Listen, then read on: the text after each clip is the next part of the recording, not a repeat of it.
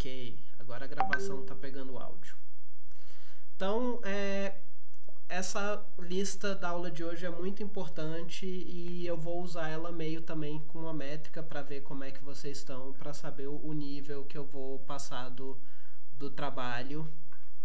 Então é importante que vocês façam e que vocês tirem todas as dúvidas, porque hoje a gente vai introduzir a biblioteca principal que a gente vai aprender a usar nesse curso, que é o Scikit-Learn. O Scikit-Learn, ele é o canivete suíço do aprendizado de máquina, a nossa base do aprendizado de máquina.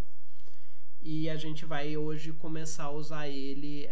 A gente já viu mais ou menos como que ele funciona indiretamente, aquelas classes que a gente programou na mão para classificação, por exemplo, já usa o esqueleto de como as classes de algoritmos do Scikit-Learn funcionam. Então, o objetivo da lista é... Deixa eu dar um pouquinho mais de zoom aqui.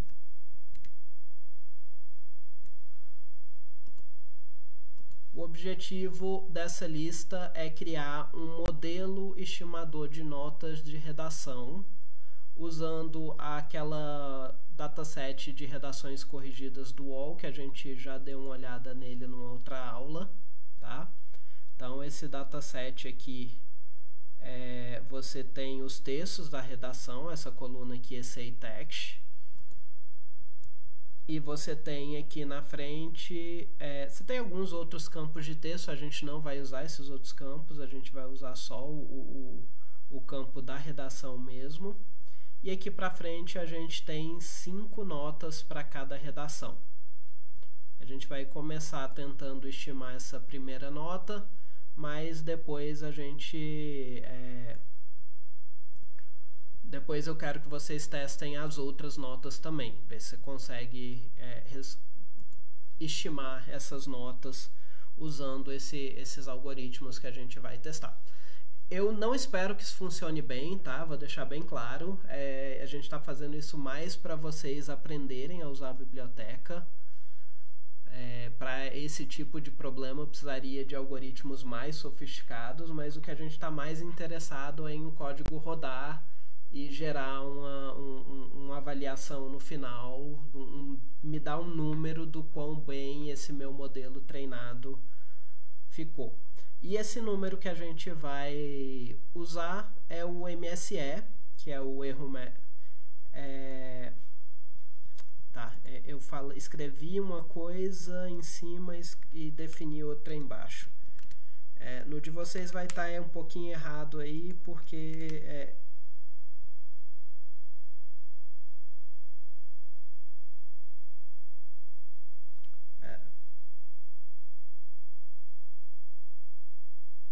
Não, é isso mesmo. Tem...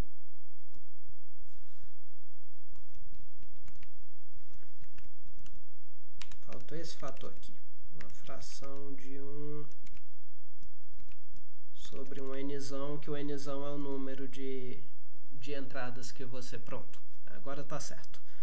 Só faltou esse 1 sobre nzão aqui na frente do somatório, que é o número de predições que você está avaliando de uma vez. É o erro médio quadrático. Então, a gente tira o quadrado do erro e tira a média, soma tudo e tira a média disso.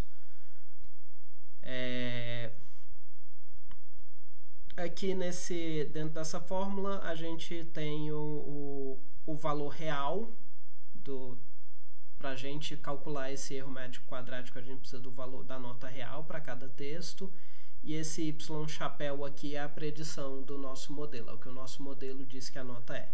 Então, você tira o valor real menos o que o modelo prediz, eleva ao quadrado e tira a média dessa galera toda. Então, é isso que a gente vai fazer. Então, a gente tem que pegar uma base de dados de texto, pré-processar, vetorizar, fazer uma regressão, treinar um modelo de regressão para uma dessas notas, fazer a regressão e avaliar com erro médio quadrático.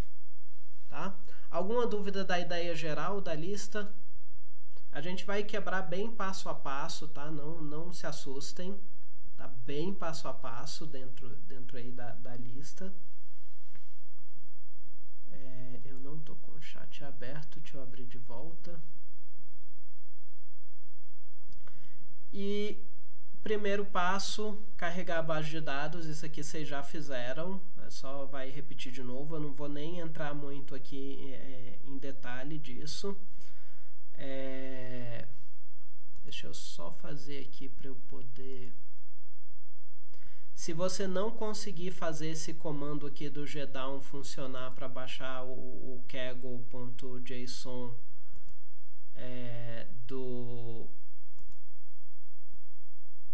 do seu Google Drive, vocês podem baixar o arquivo manualmente lá no Kaggle, extrair o arquivo zip e subir na mão, que é isso que eu vou fazer agora aqui no meu.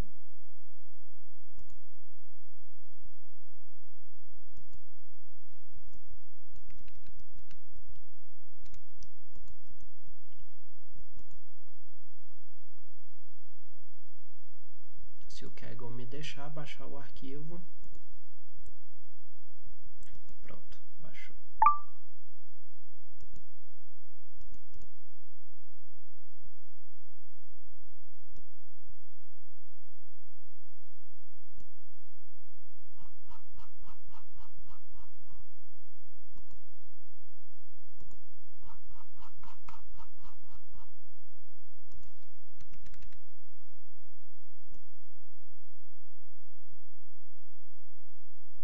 Pode baixar na mão e só arrastar o arquivo para cá, para essa barrinha lateral aqui dos arquivos, ou então clicar no botão aqui de upload.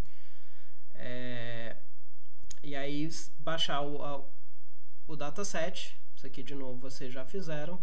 E aí a gente vai ter nosso dataset aqui.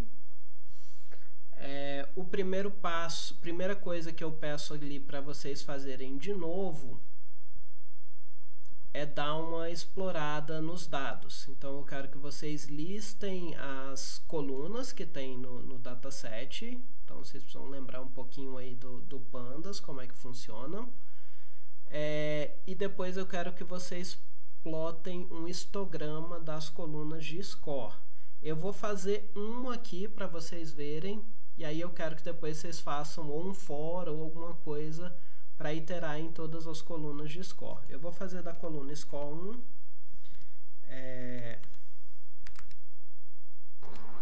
Professor, falta um T no matplotlib. De fato, falta um T no matplotlib. Como a gente vai plotar mais de uma coisa aqui dentro da mesma célula, quando vocês forem fazer o for, é importante pôr esse fig igual plt. Se eu não me engano é com F maiúsculo, ou é com F minúsculo mesmo, talvez seja com minúsculo.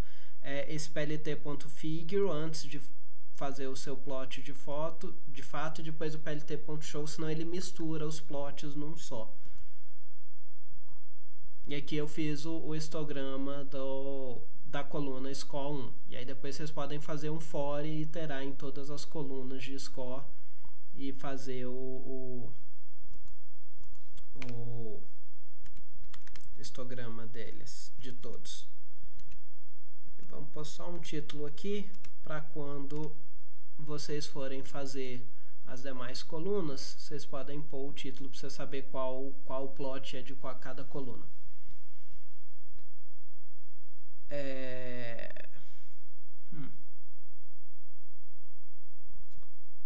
Por algum motivo, talvez ele não esteja lendo essa figura como número. Essa coluna como número.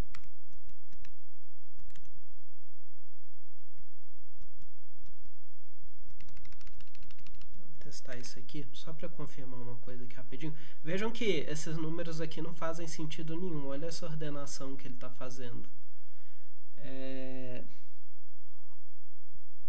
Na verdade, eu acho que eu sei qual é o problema. Eu sei qual é o problema.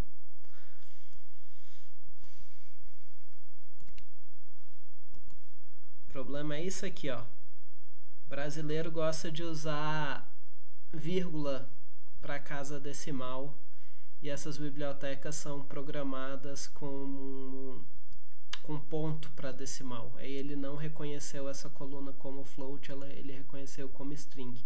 Isso é uma coisa que vocês vão achar muito usando base de dados em português, tá? Tem que sempre tomar cuidado com isso. Deixa eu só lembrar como que a gente corrige esse problema.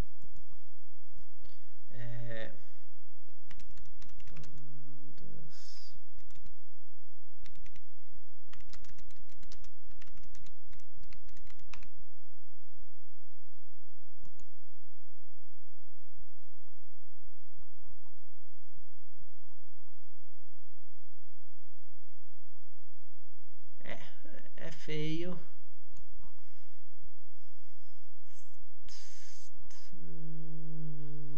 Não parece ter nenhuma solução bonita, não. Vamos fazer a feia mesmo.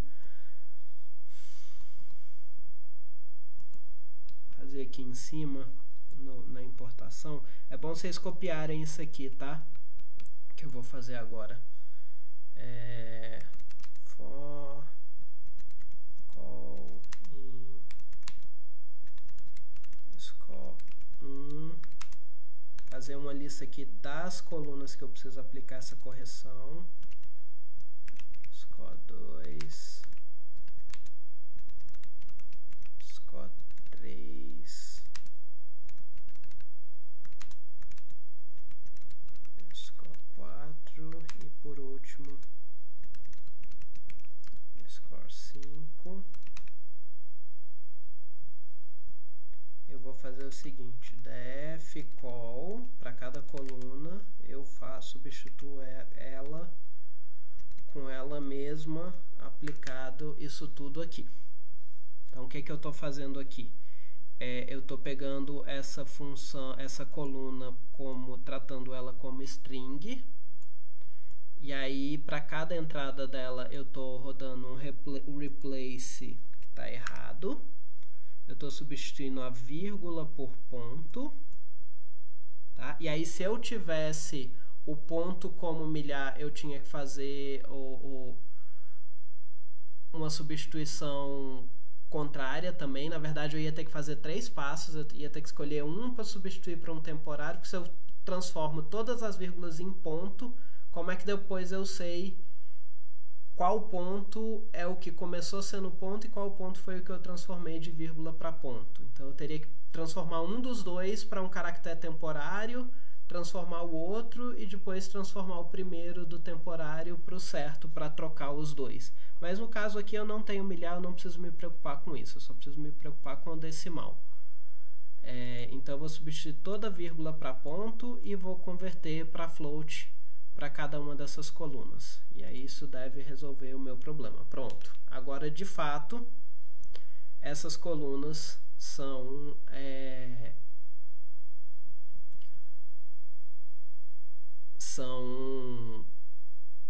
ponto flutuante.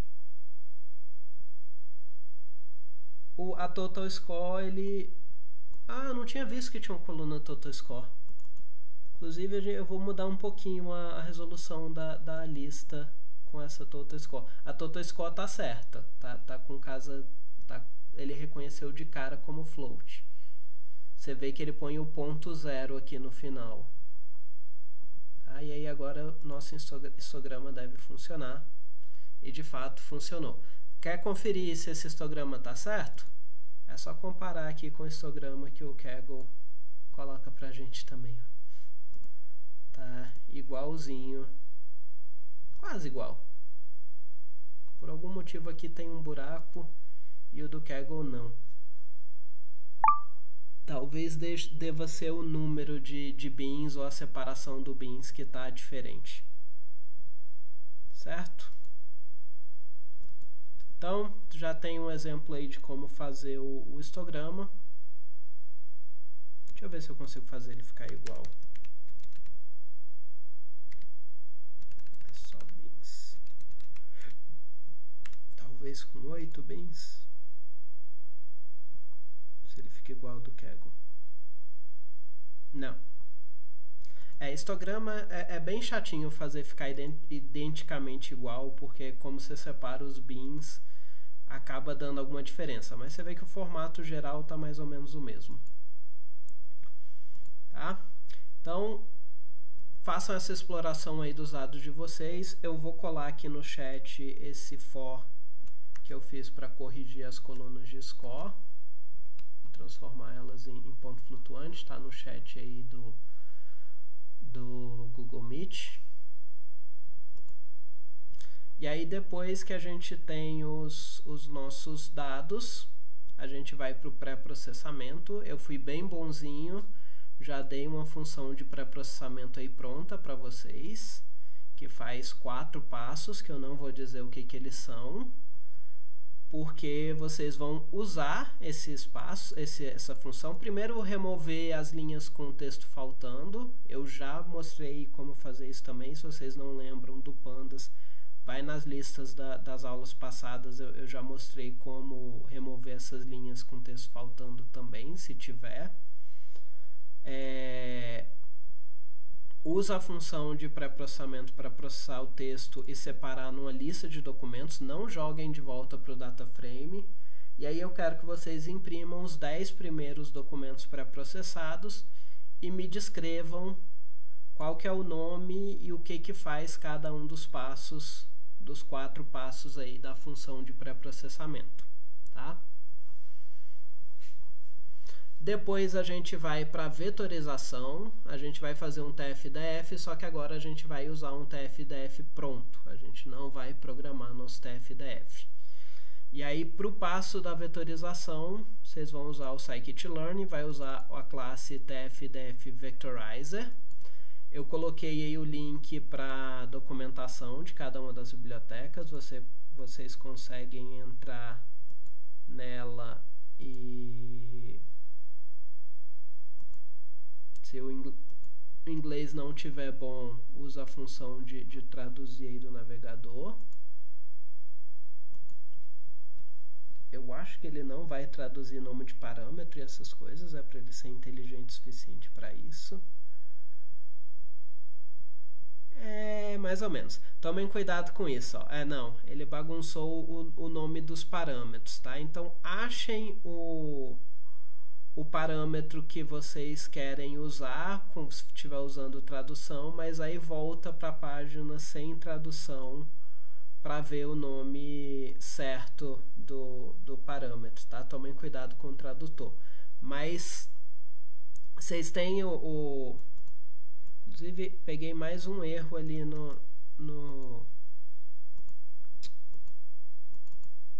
aqui, ó, que eu falo como importar o... Por que ele não está me deixando editar? Pronto. Aqui que eu falo como importar o TF-DF Vectorizer, está faltando um ponto text.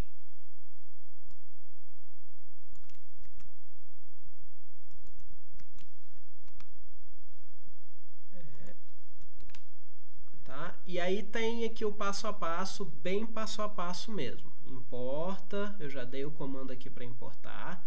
E aí eu quero que vocês instanciem um objeto vetorizador dessa classe aqui. Então é só pôr essa classe e os parâmetros dela, que estão descritos aqui na documentação. Na verdade, eu quero que vocês ajustem um parâmetro só, que é só o número de dimensões. Outro erro aqui é features. Aí eu já introduzi aqui um termo novo para vocês, que a gente vai chamar essas dimensões do nosso vetor. Quando a gente está tratando de aprendizado de máquina, a gente chama elas de features. É só um vocabulário típico de aprendizado de máquina. Mas são as dimensões ali do seu X, do seu vetor original. Então eu quero limitar essas features a 200. Então vai lá na documentação e acha qual que é o parâmetro que me diz o número máximo de features.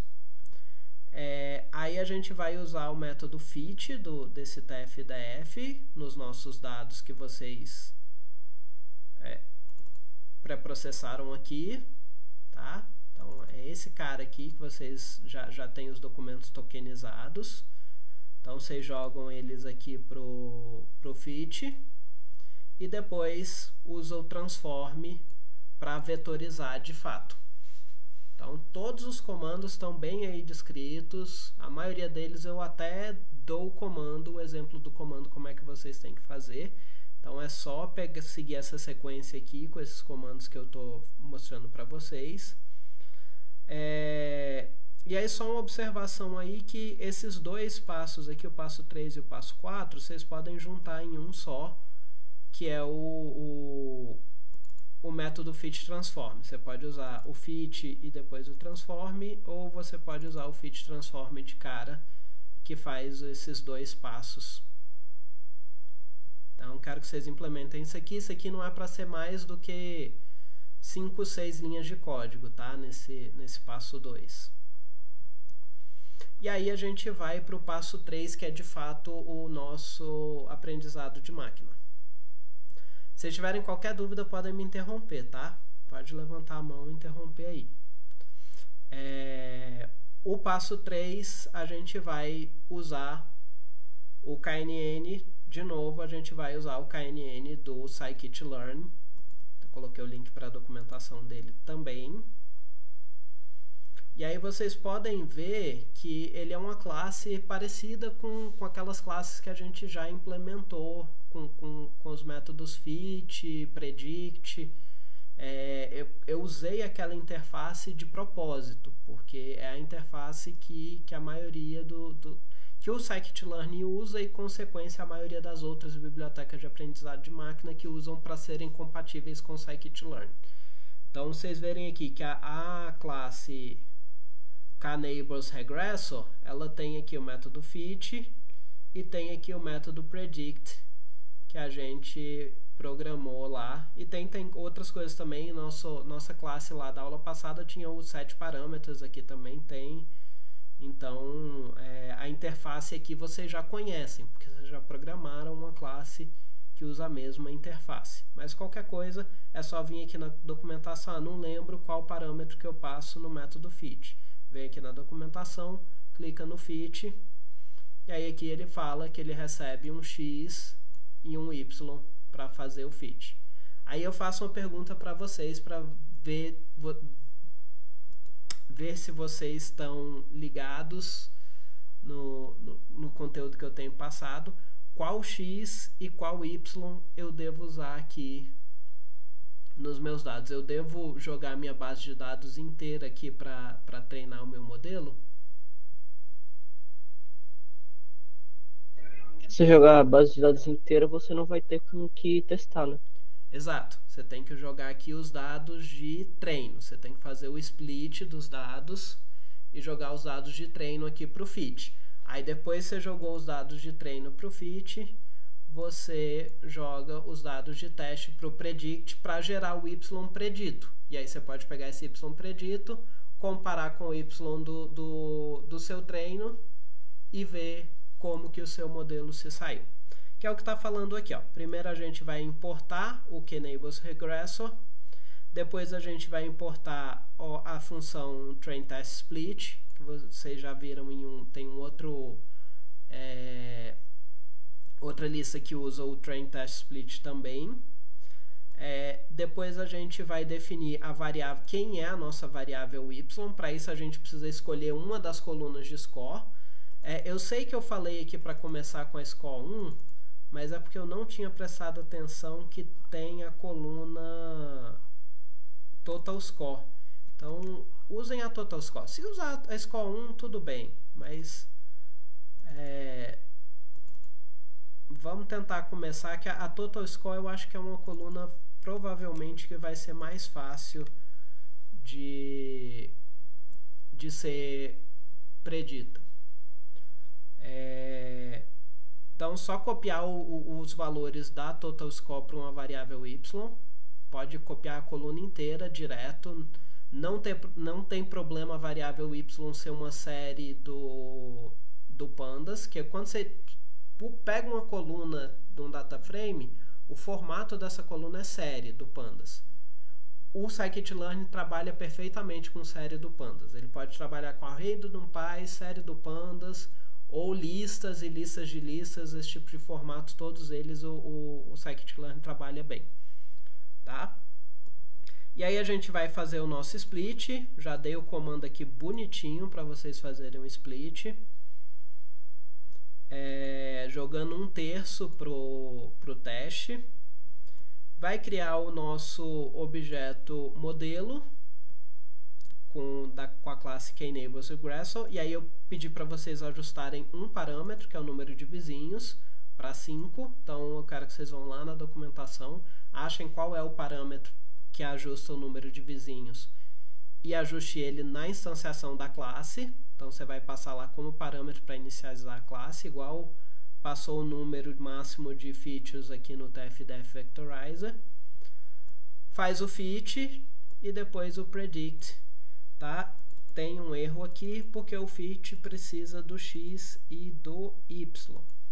Xtrain, ytrain.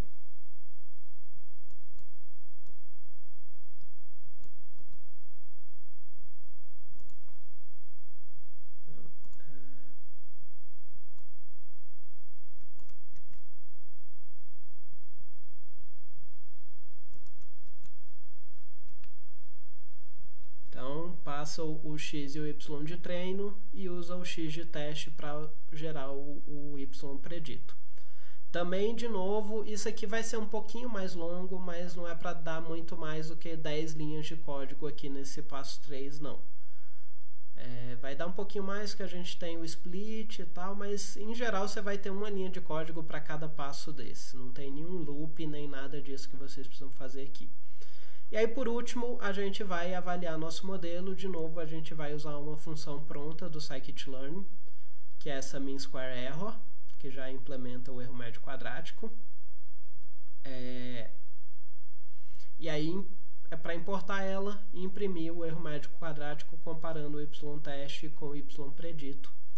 E aí, no final, eu tenho uma questão aqui para vocês testarem os passos 3 e 4 com os diferentes scores e descobrir qual desses scores a gente consegue predizer melhor. E quem quiser tem um desafiozinho aqui, que é brincar com os parâmetros do TF-DF, KNN, e ver se tem algum deles melhora o modelo e qual o valor que dá o melhor resultado. Tranquilo? Alguma dúvida?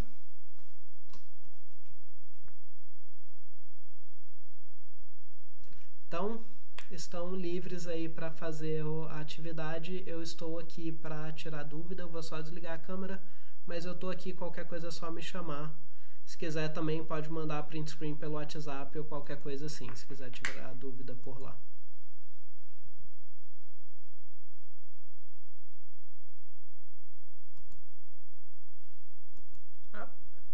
Então, pessoal, esqueci de contar a novidade.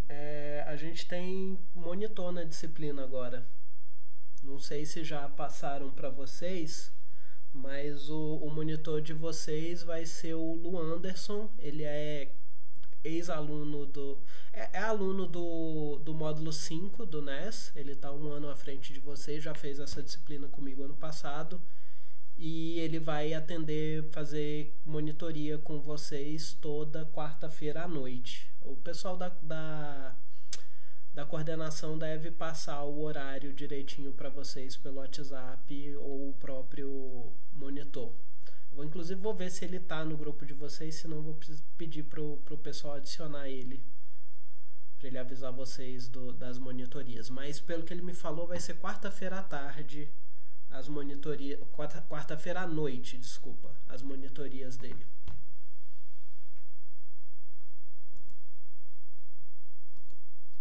Se for o Lu Anderson, ele já tá no grupo e já deu uma monitoria na quarta. Ah, então é o Lu Anderson. Ele vai ficar sendo monitor. Então vocês já até tiveram uma monitoria. Ótimo. São um minuto aí da atenção de todo mundo. Eu acabei de perceber aqui que o TF-DF do sklearn não aceita os documentos dessa maneira que a gente está formatando. Ele faz tudo que a gente já fez, né, professor? A parte de pré-processamento. Ele faz mais ou menos. Tem como você passar nos parâmetros dele lá já a função de... a lista de stop words, a função tokenizadora, a função de limpeza. Tem como você passar isso como parâmetro para ele. Mas para hoje a gente tem um conserto rápido, que é aqui na função de pré-processamento. Depois que a gente faz tudo aqui, a gente juntar isso de volta numa string, esses tokens numa string, que é o formato que ele espera. Você consegue fazer dessa forma aqui. Você pega uma string que tem só um espaço dentro. Você pega um string que tem só um espaço dentro e aí põe um join tokens. Aí ele vai usar só, eu acho que por padrão ele tem só o tokenizador lá dentro. Se você não passar nenhuma função de limpeza, pré-processamento, essas coisas, ele vai usar só o tokenizador lá dentro, que vai só separar por espaço.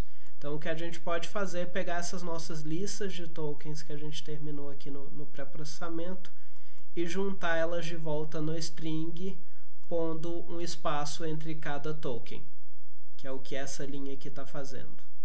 Eu estou usando o caractere espaço para juntar de volta as strings numa string só. Então, se vocês fizerem isso aqui, é para ele funcionar.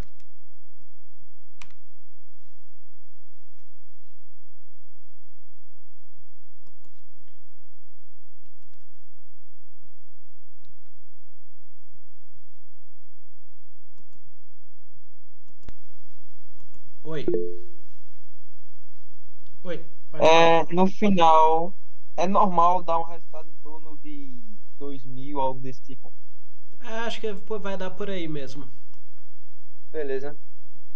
Agora só a coluna total score, que ela bugou um pouquinho, ficou igual às colunas que não tem nada a ver. Tipo, ela bateu uns quase 60 mil. Tá, eu não rodei isso, então eu não tenho certeza do que vai dar, mas esse valor de 2000 pros scores está normal, e se é o mesmo código que você usou para essas e para total, não deve ter nenhuma outra coisa errada não, deve ser só ela que deve ter um poder de predição ruim mesmo. Mas esse valor 2000 é normal porque você está tirando o quadrado do erro, o erro elevado ao quadrado médio. Então, se seu erro for um pouco maior, ele explode mesmo. Ah, entendi. Obrigado. Claro. Bem, se não tem mais nenhuma dúvida, eu acho que eu vou... Bom fim de semana aí pra vocês, bom feriado semana que vem, que a gente não vai se ver. E até a outra semana. Se vocês tiverem mais alguma dúvida, pode mandar mensagem no WhatsApp ou pro monitor. Até mais, pessoal.